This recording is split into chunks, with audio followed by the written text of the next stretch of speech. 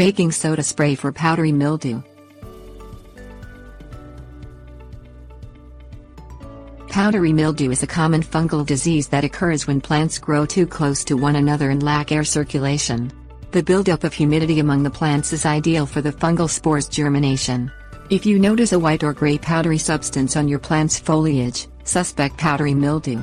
Baking soda, also called sodium bicarbonate, sprays have been used as a garden fungicide for quite some time, according to scientists with Cornell University. Author Alfred C. Hotz, in a book he published in 1933, suggested a spray composed of baking soda and water to treat fungal diseases on roses. Things you'll need: